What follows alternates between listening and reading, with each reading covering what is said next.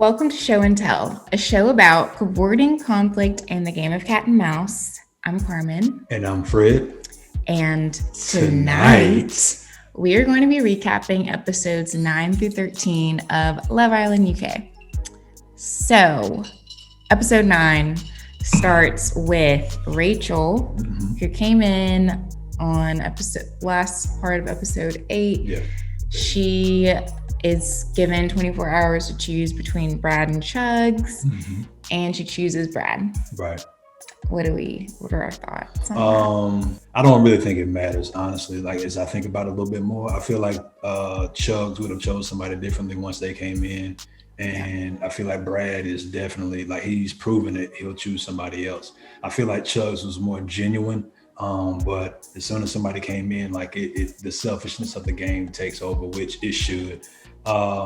Which is why I hated that she had to choose between one of those two guys. Like, I understand, like, from a producer standpoint, like, that kind of throws a different wrinkle into the show, but at the same time, like, it limits her possibilities, and it's going to put her at risk moving forward. So that's why I didn't like that. What did you think about her choice? Yeah, I thought it went to your point of her having to choose between two people who aren't necessarily into her type. Right. And, like, Chugs is not into Rachel. Like, he would never have been into her, and now he has to pretend. Right. And I'm sure he feels weird about having to pretend to be into someone that he's not to stay in the game. And I think that's part of why when he was leaving, like, he's like, I get it. Like, yeah, I know how I feel about this situation, and you making that choice, it makes sense because it would have never worked between us. No. And so as soon as somebody knew what it came in, like, that was either even remotely blonde, right? Like, he's out of there. Yeah. Being an issue with her only having those two guys to choose from, like, her options being limited to Chugs and Brad, two guys who don't see her as their type, and who would only be grafting her to stay in the house. So I think that was the bigger problem of it all. And I wonder if she was chosen before they knew who was going to be coming home, you know, like, or before we knew who was going to be the last two men standing. Right. Other things, Yeah. Other things of note were that Toby told Kaz he was going to be 100% with her, just going in 10 toes deep. We'll get into that more in other episodes. And then Jake and Liberty have the first hideaway date. It's just a little nook, a little room. It's a private room. Romantic, like a hotel kind of. Yeah, instead of a hostel, you get a hotel room. Yeah, they have the first hideaway, and they're just a nice couple. Nothing really happens. They enjoy each other's company. Faye and Liam are in a place where Faye's just really not that into it. You know, she's obviously very attracted to him, but I think she's getting the vibe that he's not as into her. Right. And it's not mutual. Yeah. And she made a comment about him going to kiss her, but he'd never really asked her any questions, and that she would rather someone show their interest in her through conversation than any sort of physical tell. So I was going to ask you, one, how do you tend to show someone that you're interested? And then two, how do you like someone to show you that they're interested in you? Do you prefer questions or actual physical touch? I think we've had this conversation before, in the sense of, I told you, like, what I feel like is the new golden rule versus the old golden rule. The old golden rule, how you want to be treated, and the new golden rule is treat people how they want to be treated. So I give what I want, and if I give up my time and my energy, it's just that simple. Like, if I find ways to spend time and energy with you and on you, like, that's my tale of, like, how. So when we first started dating, within the first 4 days we knew each other, we spent 3 of those days together. Mm-hmm. And so like that's how I showed you I was interested in you, and like we just kept in pretty much constant contact like not the entirety of that time, but like whenever there was space for it, like I tried to show you like, hey, that I'm interested by like, people always say this shit. It's like, well, women mostly say this shit is if somebody, like, you'll know if somebody's interested in you or not. Mm-hmm. Like, it's them or anybody who's like, well, trying to look for, well, they did this and then they did this thing. And it's like, no, like they'll legitimately tell you whether they into you or not. Yeah. If it's a riddle, right, then it's a no. Like if it's a puzzle, like, and you hear them on this show talk about well, I'm not going to chase after him or anything. Like, it's like, well, that's going to be stupid because he's going to be like, well, she not. When someone else comes in who's going chasing. Exactly. Who's going to chase. Yeah. And then you're like, well, I was interested in you. Like, well, I didn't know that because you decided you weren't going to put forth that, like, you wanted me to come to you. Yeah. So how do you tell people you're interested in them, and how do you? I definitely like a question, like any girl. But I don't know, like I also like physical touch because I'm like physical touch. It's one of my love languages. Yeah. So, but I guess when you're first meeting someone. Right. I was gonna say that's kind of hard in this climate, and especially in this climate. Yeah. Like, especially when you're first meeting somebody and in this climate, like you're gonna get a lot of labels if you run up on a girl trying to touch on her. Yeah. But I mean, in the nature of this game, it's like, it's more of a controlled setting, you know, they've probably done background checks on all these people. So I guess like in that setting I'm talking about, like, you know, they're kissing the challenges. It's not like they have no contact with each other whatsoever. And that's the thing about like this show is they give you the context for which, all right, they create the context where it's beknownst to everybody. We are going to encourage these physical interactions, which is, and I feel like, is it because it's unnatural in a sense? Like, you think it's harder for them to like notice that real spark because it's so unnatural, like, and it's kind of forced? I think it depends because like Sharon and Aaron, Sharon didn't really have any interest in him seemingly before they kissed. That's right. And then it's like, oh, well, this, I don't know, there's something there. Yeah.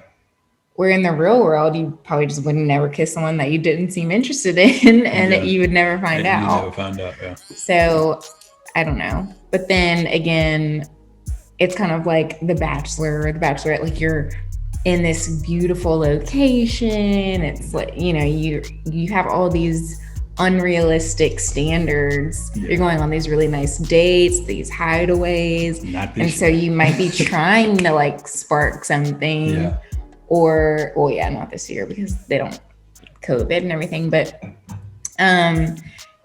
like they might think that there's some sort of spark there, but really it's just this environment that makes it feel romantic, more so than it is. Episode 10,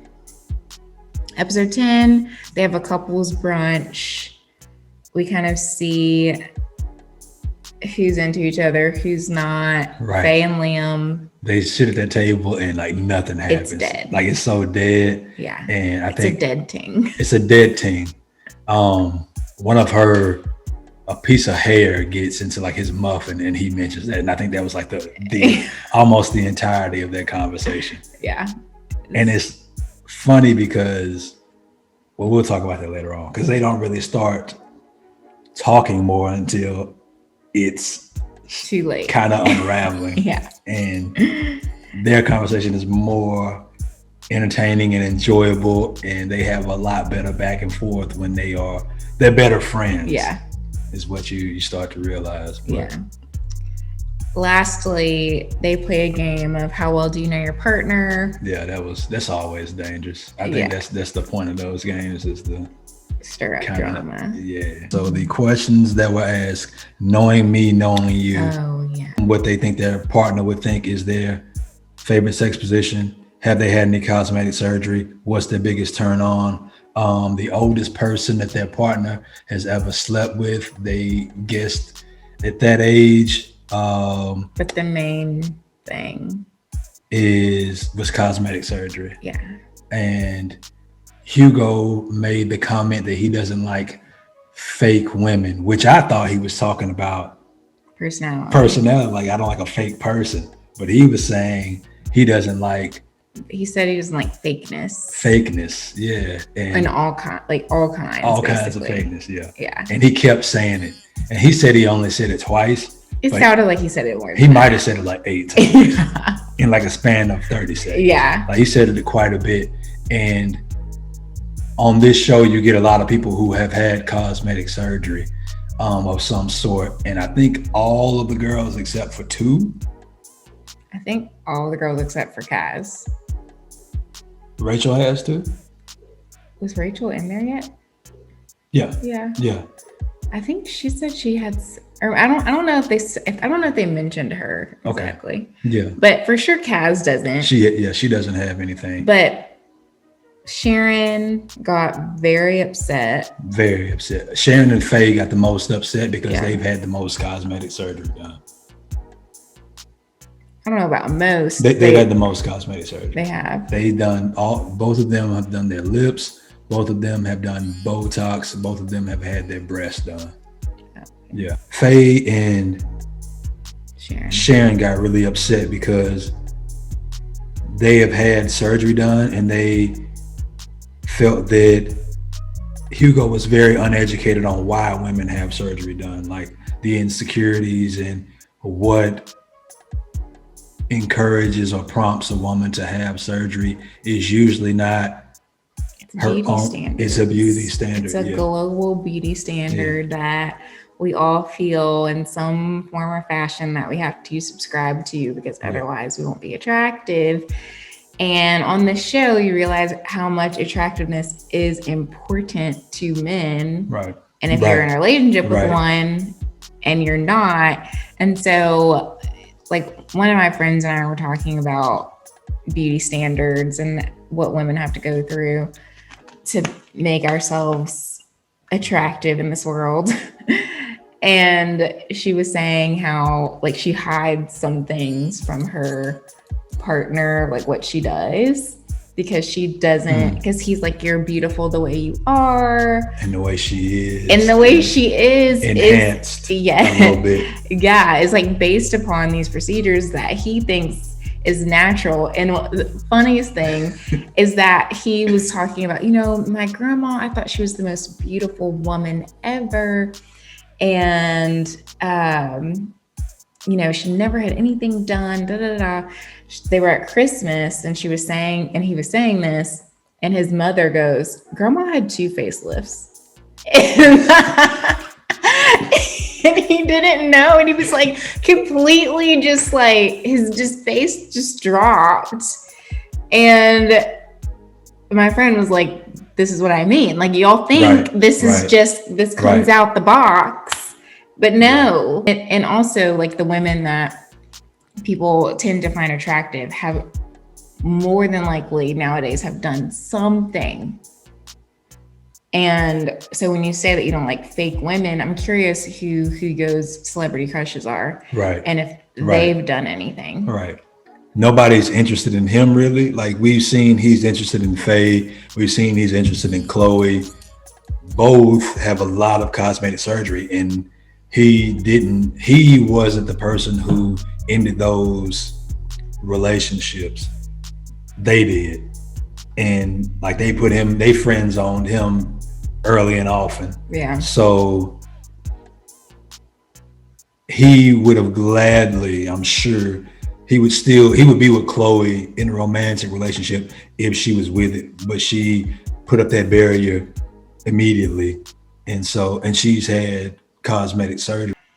There's something in the society that compels women to do whatever they do to themselves to make them feel beautiful, and whatever that drive is the issue, and is perpetuated into how Hugo thinks beauty is, even though he feels like he's not affected by it. Episode 11 starts with Kaz getting a text, and it says that the girls are going to go on a brunch outside the villa. They get so excited. They get to go outside the villa, they get dressed, and they leave.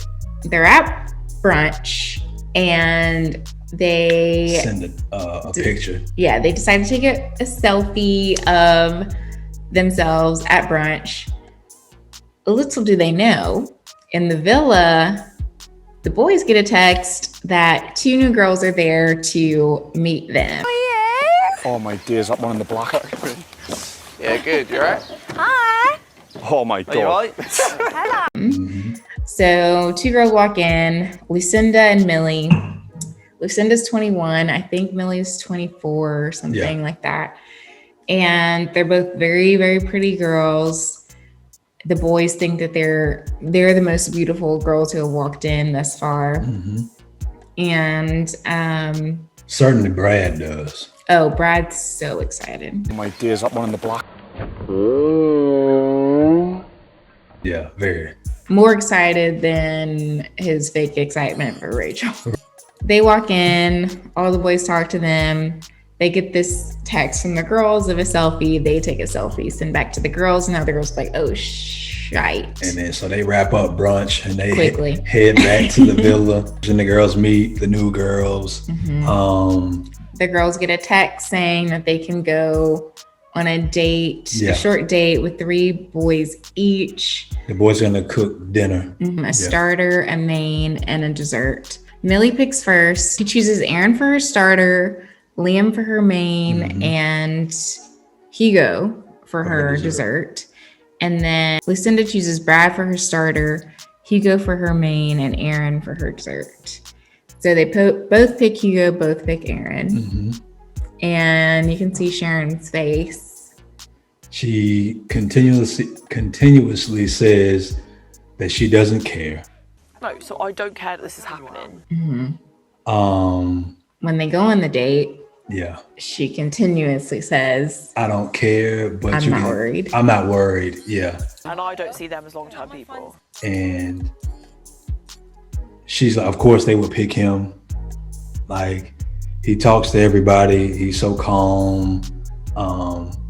And he's grown on me as a character as well. Aaron has. But in his confessional, he makes a statement. Yeah, it sounds like a broken record at this point. You keep saying you don't care, you don't care. Somebody who repeats something like that over and over again, they usually, like, it's usually bothering them, and they usually are doing that exact same thing that they say they're not doing. So, Yeah. and he was right. Yeah. Lucinda's dates, Brad was really great. He's really, really interested in her, and it's very obvious. He is very flirty and just tells her straight up that he's never felt like this with any other girl that's walked in. Then she has Hugo for her main. He's Hugo and is too nice. Well, I like you, dog. I don't dislike you in the least. It's just that nothing about you says sex. No, I think I told you he's like a 56-year-old dad who's on vacation with his girl, like his child's friends. Yeah. And he can't look at them sexually because that would be creepy. Like, that's the sort of vibe that he gives off. I think a lot I of the feel like people have said he that gives really good it was vibes, too nice, is what I've got quite a lot of the time from people in here. Oh, really? But I don't think that's an issue. I didn't think there's anything wrong with being too nice. Then Lucinda has her dessert with Aaron. He's all geeked up about it. Thinks she's beautiful. Different gravy, kept saying. Different gravy. I mean, you need to make a t-shirt. You need to trademark that. That's dope. Different gravy. I guess. She's different gravy, mate. Oh, Aaron. No, come on, she's different. Gravy, mate. But he thinks he's the leader in the clubhouse. He thinks he is like both of them are really into him. He needs to have the conversation he meant to have in the previous episode with Sharon, because he didn't like the way that she handled she blew up at Hugo about the fake comments and stuff like that. Women that he deals with, he doesn't like when they make a scene. He handles things a lot more calmly, and he likes for his significant other, the person that he's with, to handle things in the same type of manner. Pretty much lets him know that he thinks it's over, like because of those reasons that he provided, because of the previous conversation that they had where she says that she doesn't want to have kids, or she doesn't want to have kids with someone where she thinks she's going to be doing all the work, is the comment that she made that I remember.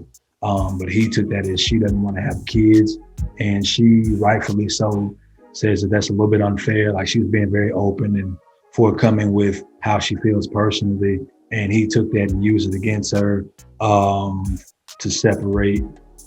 So she felt like basically the reason why you're doing this right now is because two girls have picked you, not because these reasons that you're trying to find. Right. I don't think she's wrong. Like, No. From his standpoint, like he did mention before those girls got in that he was feeling away, but I feel like he used this as an excuse to go ahead and cut it off, rather than have a conversation about it. Because he wanted to, before, I think he wanted to have a chat about it and get to a place of common understanding. Because if those girls weren't into him, they would still be chugging along. Like, those would not be big enough reasons for him to cut it off. I don't think so. Right now. No. Millie has a date with Aaron. Yeah. Her starters, Aaron. Yeah. They seem to get along. That's right. And then her main is Liam. And they are very flirty. Yeah. They're actually a very cute couple. Right. It seemed like it was like their flirt was good. Like it seemed like it seemed very natural. At first I was like, oh, he landed, and then I looked at her and I was like, those are very natural reactions. Like, she's not putting on. Yeah. Like, it's very real for her. Yeah. So that was dope. And then Hugo, who I think, just same thing. Just Hugo, doing Hugo's thing. Yeah. And that's kind of what I'm looking for, so... You're so sweet. Episode 12 starts with Chloe admitting that she may have feelings for Toby. She finds him really attractive, but she really likes Kaz, so she feels uncomfortable saying anything at the moment. She didn't want to step on Kaz's little black toes. Yeah, little black toes. I can't. So that's an interesting turn of events. I didn't expect that at all. No, not at all. Not at all. But then she did pick Aaron. She is doing what I think everybody in this show should do. Trying everybody. Yeah. And that's how you do this shit. Like, that's how you do this show, is you get in there, you talk to everybody, and you see, how do I get on with everybody? Yeah. And I think she's the only person who really gets that. Her and the new girls, I think they are going to try. Well, the new people always get it, because that's literally what they have to do. Right. When they get in there. Right. So the OGs don't. Like, yeah. that may be a recurring theme, is like the OGs never really understand. Like, they come in there and they try to find their person in the OG crew. As soon as you get into the house, it's amnesia to what the game is about. Yeah. Because you get caught in feelings. Right. My favorite part of this episode is the line of booty challenge. Mm-hmm. The line of booty challenge. So in this game, the girls are cops. They slide down a slide. They do a sexy dance. They pick a boy. They bring him over to this interrogation area. The boys have a pre-planted object in their pants. The girls feel around to try to guess what it is the boys are concealing. They pull it out and they give them a kiss, lock them in a jail cell. And that's it's like a vegetable or like something. A banana, a piece of fruit, eggplant, something like that. A bone. Yeah. Hot dog. Yeah. Everyone kisses their their current partner. Yeah. And then Millie kisses Liam. Lucinda kisses Brad. Mm-hmm. The only interesting one was, oh, poor baby Hugo. Oh, man, Hugo. Not humiliating at all. Poor baby Hugo. Chloe is like, I'm gonna do it. I'm gonna kiss Toby. And she does. She did. Props to her. Yeah. I mean, Toby was shook. Like, yeah. he He literally like his hands like this.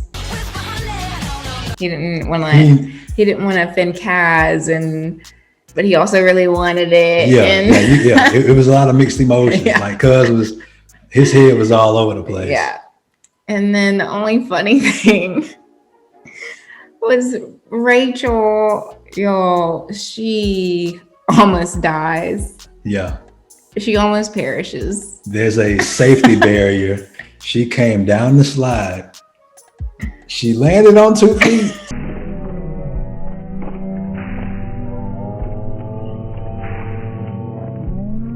But there was a lot of momentum. And she went forward and almost banged her head like on the safety barrier, which is metal. And It's like a rail. A rail, like, yeah. Head first into a gate. But it was funny as hell. Because it looked like there's a cliff on the other side. It was funny. It was funny. If you haven't seen the episode yet. Because she wasn't hurt. It was funny Yeah. as hell. It was just like that would happen to me. And I would be so embarrassed. But she kept going. She did. And she did it. So freaking props to her, because I would be embarrassed. I'd cry, run away. Terrible. That was funny. Toby mentions that, he's still not completely over the moon attracted to Kaz. And that's why they may be moving a little bit slower than normal. It's obviously super important, but just from your perspective, how often do you see, like with your friends or in your past relationship, how important is that instant attraction? Instant attraction, I think it definitely is important, because that's the thing that kind of pushes you to actually talk to that person. And I didn't think they were going to work in the first place, because they were put together by default. Yeah. And they realized, like, she's a bubbly person, he's a bubbly person, like their personalities match up. But I think that like attraction is, it wears off. And I think that that's not something that a 24-year-old, like especially like these dudes are, they are looking like that thing. It is super important to them. For me, it's important, but I know it's not the only thing. Because I've had significant others in the past where they're not, I don't think they world beaters in the beauty stand, like the traditional beauty standards by any means, but they had dope personalities. And I could see myself, like, we got along really well. We did a lot of cool shit together. Mm-hmm. And so I was very interested in a relationship with them based on those factors, and they were attractive to me. So it is important. And they always talk about how, they want to be, like, if you're walking down the hall, they always mention this hall situation. Yeah. If they're walking down the hall, they want to, like, rip your clothes. Yeah. Like, what's up with this this hall situation? It may be a European thing. I have no clue.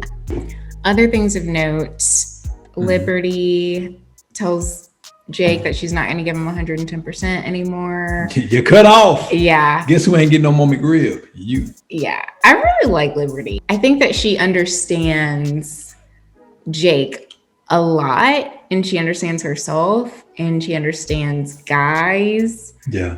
And she does it in a way that's not, she tells Jake, I'm not giving you 110%, but she doesn't do it in a mean way. Yeah. And she does it like, this is how I feel. you're welcome to your opinion, but I'm going to not touch you or kiss you anymore, because if you're going to talk to other girls, that's totally fine.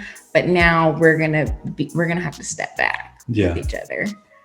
And that was. But I'm going to let you know what you're missing out on. Yeah. And so like she put on her sexy pajamas, like her nicest bikinis. Yeah.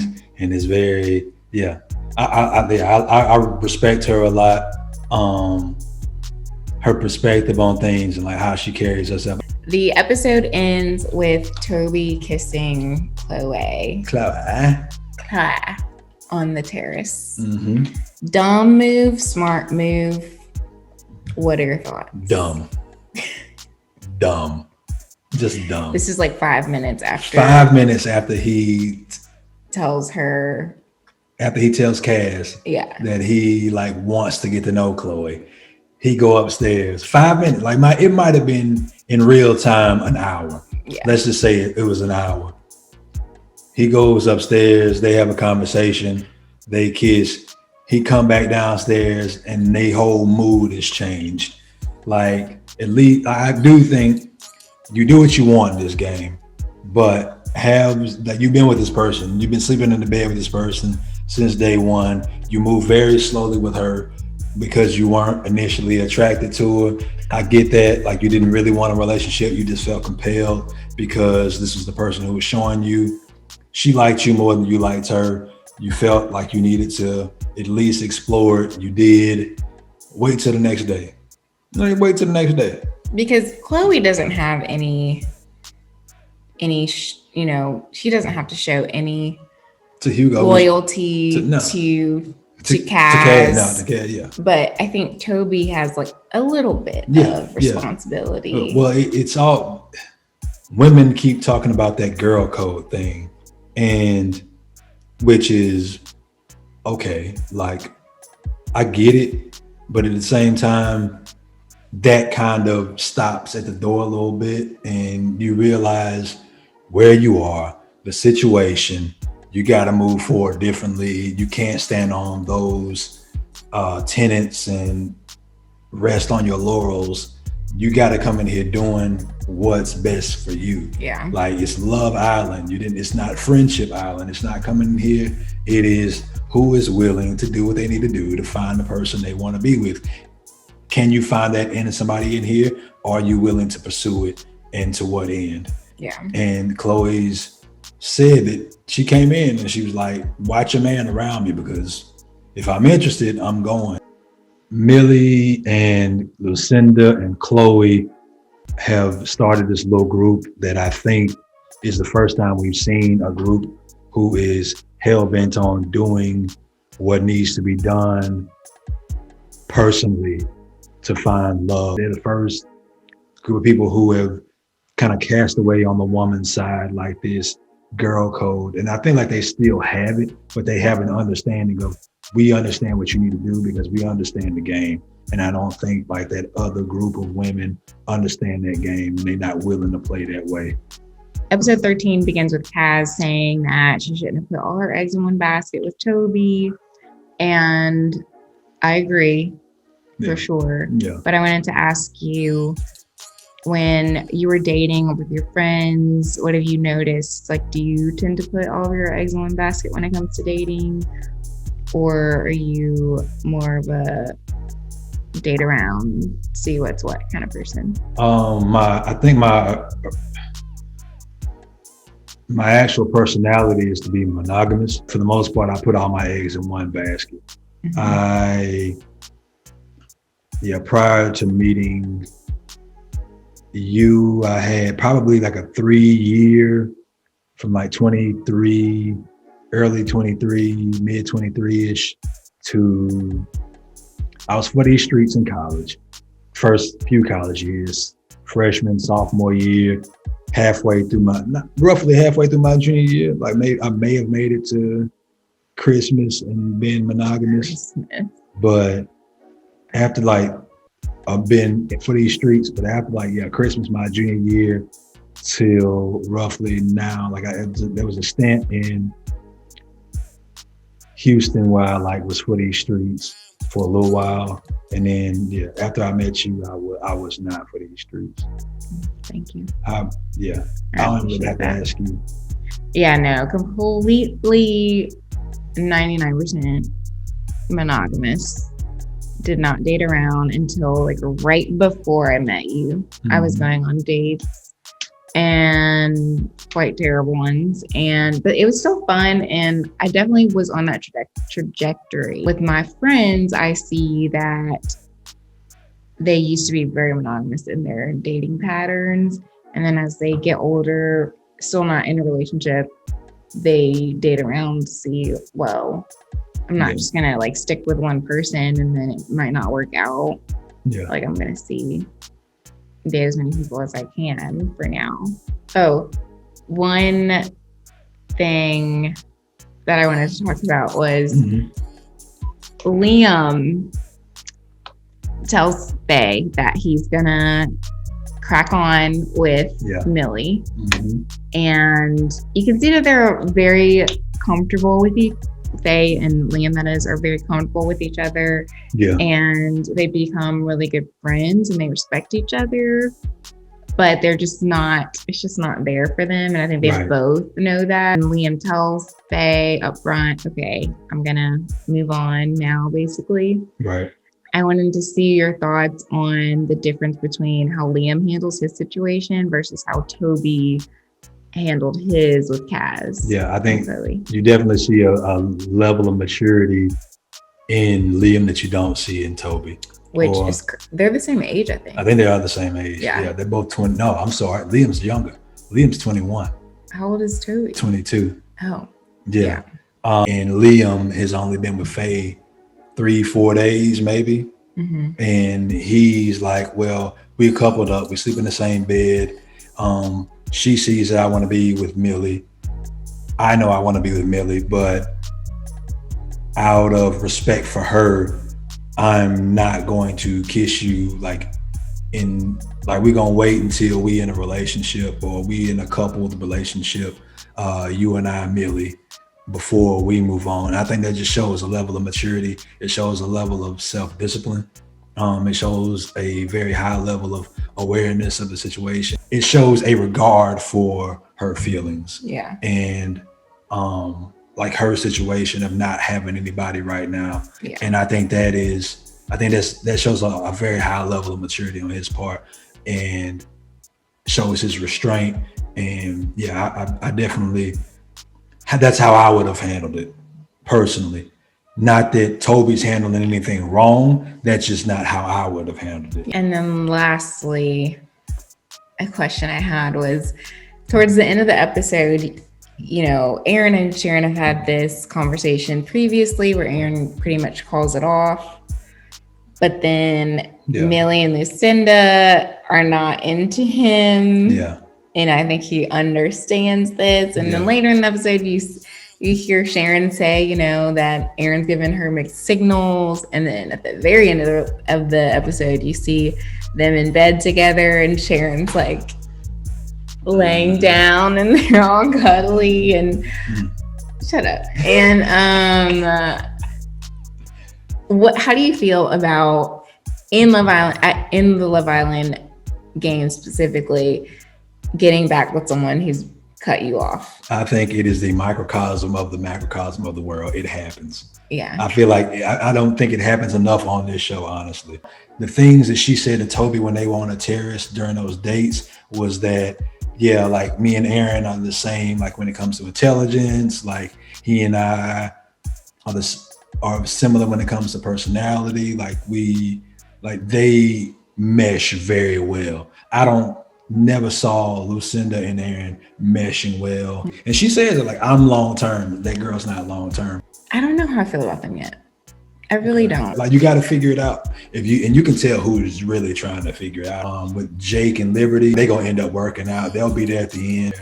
I don't know. Actually, I don't know. I'm scared for Jake and Liberty. Only on Jake's side. Yeah. For Casa Amor. Yeah. Casa Amor. I'm a little scared. Once he make it to Casa Amor, it's gonna be. But I feel like that's when the show gonna get good for us. That's the consumer. So I'm looking forward to that. I just like Liberty. I like her a lot. I feel like she gonna find somebody. Yeah, I'm not worried about her long term. Yeah, in the game. yeah, in the game. Yeah, but I feel like that's best for her that she get rid of this dude who can be. You know what I mean? Yeah. Because what else is gonna happen? Like when they come on the outside, right? Like he's a goner. Right. So I hope it happens now. Yeah.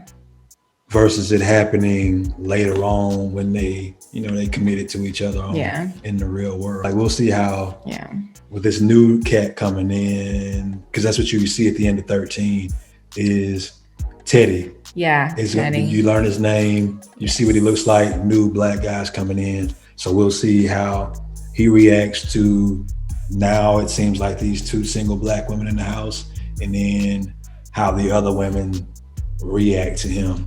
Episode 3. Yeah, episode 3. Hope you enjoyed it. Like, comment, subscribe to Show and Tell Us on YouTube. Engage with us on Instagram. We're trying to get in that algorithm, trying to get to people all around. I want to be the official podcast of Love Island. Go live in London for a few months. Podcast. I do that. Yeah. Finally found some shit shit agree flued to. Out. All right, here we go. Here we go. Doing too much. Salud. Salud. Ooh, that was loud. Ghibli. Ghibli.